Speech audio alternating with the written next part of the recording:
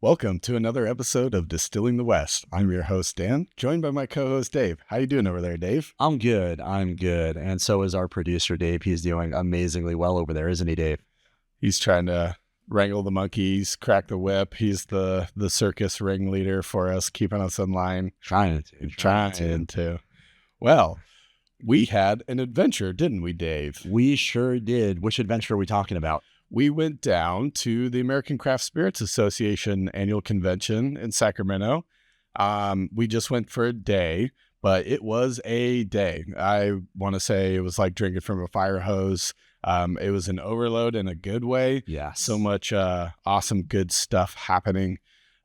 So yeah, we made the venture down there. We started out with the craft spirit, what do they call it? The showcase. And it was kind of like a trade show, right? It was a trade show. It was really, really cool. We got to meet some really cool vendors. We got our first Distilling the West hats made. Yeah. That neither of us are wearing. Mine is in my car, and I don't know where my car is. So, dude, where's my car? Yeah, exactly. We got to meet people who make corks. We got to meet people who make barrels and bottles and cans and stills and all sorts of people that say, no, the pipe should go there. Yes. There. I think we talked with Phil from Haskell, and they were one of the engineers that does that. They design distilleries, super cool guys.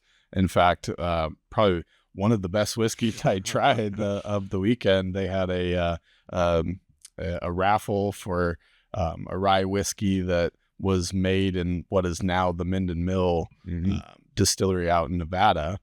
That was some really good stuff. And then we also talked with Alec of the California Agave Council, and that was a really good experience. That's kind of one of the bright spots in the industry right now, isn't it, Dave? Yeah, it really is. The agave spirits are booming, especially out here in the West. Mm-hmm. And we actually found out we have a neighbor that's maybe 15 minutes away from here who is doing some really, really good stuff with agave spirits. I can't for the life of me remember the distillery right now, and I don't know why. I think there was, it's more than 15 minutes away, but I know that there was the Cal Ave. Yes, I think, thank you. Yeah, and they're based out of Chester, California, near Lake Almanor, which is up the hill, kind of just at the base of Mount Lassen. But yeah, I had no idea. I had seen that distillery up there. I think they're like a combo beer and spirit distillery. And so I had kind of had an eye out, distilleries, spirits, they take time. So I think I was giving them a little room to get their legs under them, but looks like they're already putting out some great products. So yeah, we need to get with those guys too. Yeah, definitely. We got to try some of it at the Agave Council's table there on the show floor, and it was good stuff. Looking forward to talking to them. And I guess a question for you, our listeners. We talk to a lot of the people that do parts and pieces and things like that with making this happen. Yeah. And so I know we've talked to some cooperages before and the malt house, Admiral Maltings. So do you guys want to hear more about what goes into making your spirit happen? We're going to post a little poll here shortly. So please go ahead and fill that out and let us know what you think. And we'll do as we're told. We're very obedient people. Yeah, that was kind of one of the cool things about going to the convention, it being oriented to the craft distillers themselves. It was good to hear that people had heard of us. Sometimes it can feel like talking into a void. So we really appreciate the feedback from the community.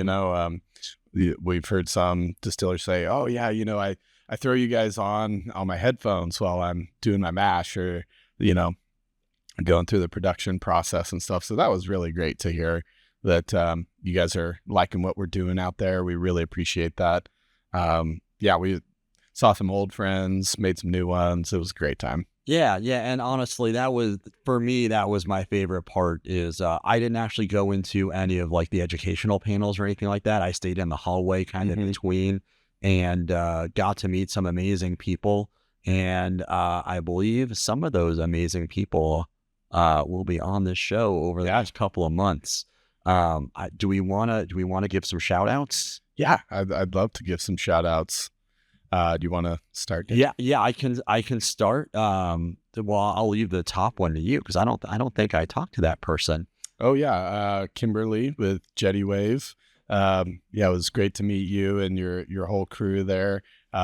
We met you guys at the end of the night after the grand or during the grand tasting, and so we were all very cheery at that point. So a great connection to make with you, Kimberly.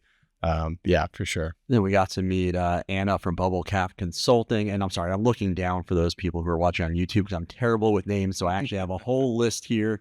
So Anna from Bubble Cap, Vince and the guys from Powderman Spirits out of Connecticut, Greg Healy from Larrikin out of Kentucky. Awesome to meet you. So cool that you've heard of us out there and are listening out there, and you guys are making some good stuff. So it was cool meeting you. We had Aaron from Kauai Spirits. Murphy, thank you for the time. I know we talked for a good long while, a couple times throughout the night. So definitely appreciate that. Yeah, Murphy's an awesome guy, legend. Let's see who you talked to some other folks, but it was really great talking to Steven with Woody Creek Spirits out of Colorado. They seem like they're doing some really great work in the whiskey space. Yeah, I would love to have them on and dive into Woody Creek for sure. It seems like they're doing some really great work. Let's see, we already mentioned Alec with the California Agave Council. Let's see, Chaz from Jackson Hole Stillworks. Thank you for spending the time with us. That was really cool. That was after the awards ceremony, and they won some awards for their gin and an Amaro. And it was really great meeting him. He was very genuine and was, again, genuinely interested in what we were doing. So I think he would be an absolutely excellent interview to have him on. Apparently they got whiskey in the works, but they're holding on to it. Yeah. They're keeping it from us. We don't know for how long for, so maybe we'll get them on here and kind of find out what the story is there. Yeah, and like, when are you going to hook us up? And us, I mean the consumers and everything. Let's see, Tyler from Outlaw Distillery. It was really great chatting with you and just talking about how you got the two different distilleries in Utah and Arizona. That sounds like quite the heavy lift and logistical. Yeah. Yeah, for sure. Anyone else you want to mention, Dave? Yeah. John McKee from Headframe Spirits. We talked for a little while actually on the show floor, so definitely looking forward to having you on. We talked to Christian from I put my note there, from Song Dog Farm Distillery. Let's see, you mentioned Stephen, Roxanne. And of course, the Nate and Bonnie from Hinter House. Yes. Always great to see them. And we wanted to give a big congratulations and a cheers to Bonnie for getting voted into the American Craft Spirits Industry or Association, to the board. So congrats to you, Bonnie. Yeah, looking forward to having you guys back on. Yeah, while we're talking about old friends, we also got to talk to Mark Stell quite a bit, which was awesome. And we're definitely looking forward to having you back on here, hopefully shortly. And we cannot forget Caitlin Bartlemay. Thank you for inviting us and thinking of us and having us there. So great to meet you in person. And then we just interviewed him, but we ran into Johnny Verplank. Yep. From Las Vegas Distillery. Again, so many great people. I mentioned Roxanne before. She's kind of in the sales. I believe she sells yeast, if I remember correctly. But just a wealth of knowledge in the industry that I am so looking forward to having her on to just talk about everything she knows. Yeah. And if people are interested in learning more about American Craft Spirits Association, we did an interview with Stephanie Sadri and Caitlin Bartlemay. And we went all into what the organization's about, what they do for distillers and, all the advocacy that they do, legislation and stuff for distillers. And, they're really one of those rising tide floats all ships type organization. So we want to thank all the folks at American Craft Spirits Association for, allowing us to come and talk to everyone. It was a really great experience. Yeah, I want to throw out 2 more names of people I'm super stoked to have on the show here in the next couple of months. We've got Anna from Lost Lantern. They are doing some great barrel picks and barrel manipulation from barrels they get from around the country. And I think they might have something from a Western distillery coming up soon that she'll be able to talk to us about. So excited about that. And then also Ryan from Will Whiskey for Work, I believe is the name of this consulting firm. Again, thank you so much for the time. It was great talking to you. Wealth of knowledge. Looking forward to having you on the show. Yeah, for sure. And all those Holloway conversations were just absolutely great to meet everyone. And again, hearing that folks even knew who we were was gave me a little win to my sales for sure, coming back from the convention. And we're getting dialed back in for some interviews coming up that we're really looking forward to. And then, so just touching real quick on the award ceremonies, we wanted to give a shout out to Mark of Bird Creek for getting a double gold for his Franson American single malt whiskey. That one was absolutely fantastic. Yeah, one of my favorites of the night. Yes. And then Root Shoot out of Colorado, they also got a double gold for one of their American single malt whiskeys. And then let's see. And then, we mentioned the grand tasting that happened that night. And that was such a fantastic experience. So for people that aren't aware, at the end, it's kind of the capstone of the experience. But there's a bunch of tables out, and there's about 300 different of the craft spirits that were entered into the award ceremonies, and you can just walk around and taste what you want to pour yourself. And the people that have distilled the products, they're there to chat with, and all the people that are responsible for doing distillery software and all those types of folks and stuff like that. There might have been some karaoke going on with some System of a Down and stuff like that. There was a good amount of metal on there, so that there was a lot of fun. Yeah. And another one of our former guests actually won an innovation award, Whistling Andy. I believe it was a fully paper package for vodka, if I remember correctly. So shout out to him and the work he's doing there. Very, very cool stuff. And then a highlight for me, which is incredibly random. We had lunch with a couple of folks named Alex from Weigel Distillery out in Pennsylvania, which is actually a distillery I visited probably about 15 years ago. Wow. Earlier on in my whiskey, I don't want to say career, but hobby, passion, whatever you want to call it. And so it was really cool talking to them and finding out what they're doing now. And I believe they won a gold and countless other silvers and other medals too. So shout out to them. And it was so great meeting so many of the people that we had talked with, and it's such a great community. It really is. They were very welcoming. Open arms for sure. So I was wondering, do we want to talk about any of kind of the trends that were discussed at the convention, maybe some of the things we're seeing as well? Yeah, for sure. Outside observers and stuff like that. Maybe we transition to that. Yeah. I would say the number one trend we kind of touched on a little bit in the hat you're wearing there is just the booming of the agave. I love the cork sound. Sorry, I get easily distracted.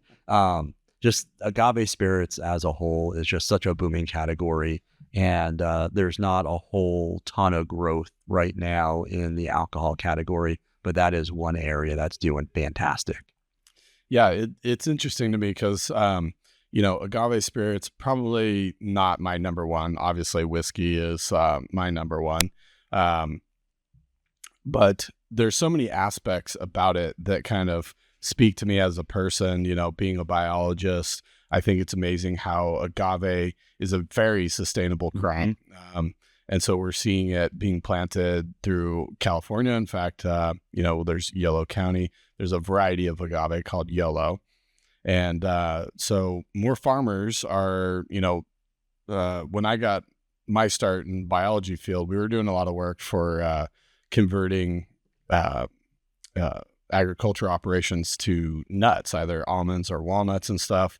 Well, I think a lot of other countries got hip to planting nuts and not always having to import them. So I think nuts also aren't in their heyday right now, but so there's a lot more like fallow spaces on farms.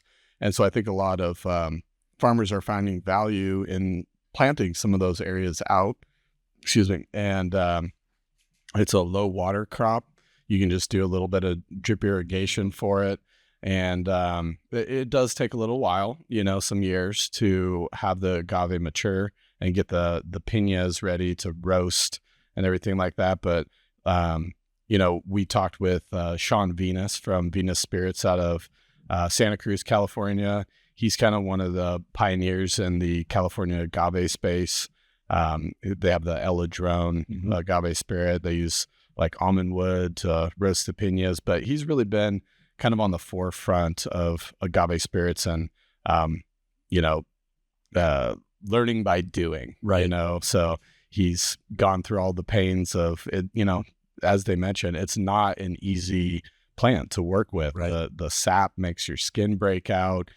It's literally covered in spikes. Yeah. And there aren't like a lot of readily available fermentable sugars in it and stuff. So it's not an easy product to work with once you get to the fermentation and stuff, but it's very cool how it's super sustainable and one of those bright spots in the spirit industry right now. Yeah, and mezcal, I believe, has some pretty strict rules on what can actually be called mezcal in terms of regionality and how things are processed, that I think that really opens the door for agave spirits out west to really get their foot in and kind of take over the space with amazing quality products.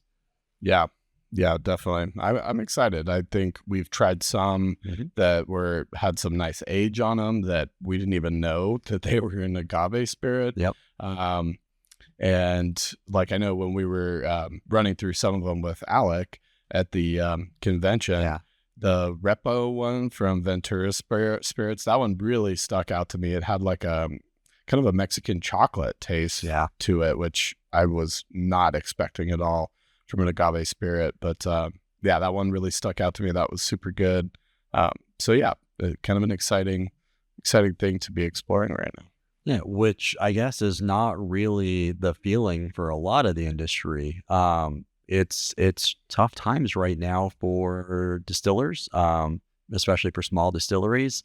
I mean, we're hearing stories of the big ones no longer producing because they have enough stock to last them 3, 4, 5 years. So they're laying off distillers and laying off staff. And so it's a tough time for small distilleries to really grow market share and be competitive in a sometimes shrinking market. Now, it's not the case for everybody. I mean, we've talked to quite a few people who are growing and seeing good things in the space. I mean, like we mentioned, Outlaw, they have 2 locations now where they're doing their distilling in 2 different states. So there's definitely room for craft distillers, and it's a lot of work.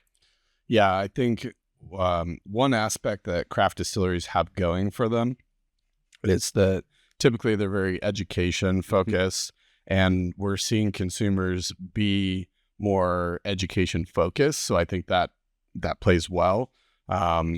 People want a little bit more of an experience, and they want to know what went into the bottle. And, was it regeneratively grown grain? Where are you getting it from? The whole adage of know your farmer type thing, right? The grain to glass aspect, I think plays well to people. And, that's where craft distillers shine, as they kind of say, this is what makes me unique. If you just want that run of the mill, bourbon that is going to taste the same every time. Okay, maybe we're not trying to convert you, but for the people that are open and willing to explore, I think the craft spirit space is still a really fun place to be, and still a lot of great stuff going on. I think definitely one of the results that we're going to start seeing because of this pause in production that some places are doing, or at least slowing down, is that we're probably going to start seeing stuff with higher age statements. The glass is expensive, right? People might not feel as much pressure to roll out the next latest and greatest thing. They might let it, instead of pulling the trigger of dumping the barrel, they might say, okay, I'll give this another 2 years and maybe have an 8-year, 10-year product instead of a 6-year product or something like that. So us as consumers, that's pretty exciting, to have the potential of some more aged product. As we've learned, just because it's super high age statement doesn't always make it better. But I think that does excite people, to have more age statement on their spirits, get some more of those rich, flavorful products for sure. Okay. And anything else? Let's see. RTDs are another one. Kind of a bright spot in the industry. We just had a RTD from Charbet, and that's one of the bright spots where people are reaching for that still, especially us millennials. And I forget if you're still a millennial, Dave, but I think we're Gen Y. I don't X. know. So with millennials, RTDs are a really big thing right now.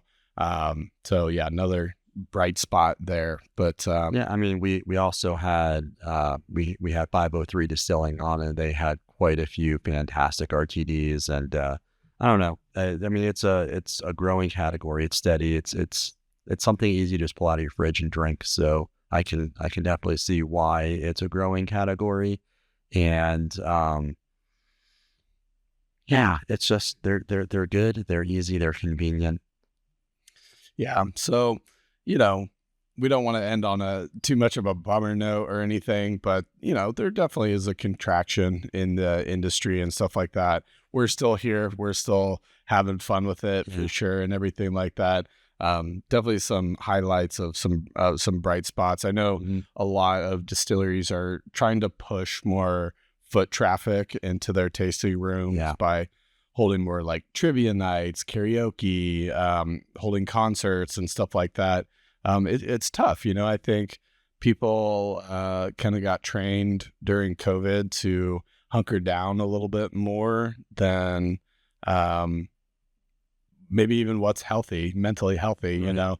But, I think we kind of push people to get on out there, try things, go visit some of these distilleries, ask for it at your local bar so they can get on the shelves, and it's an available thing to you, because there's some amazing stuff being produced out there. Yeah, and honestly, to me, I see the craft distilling space kind of like the craft beer space was 20 years ago.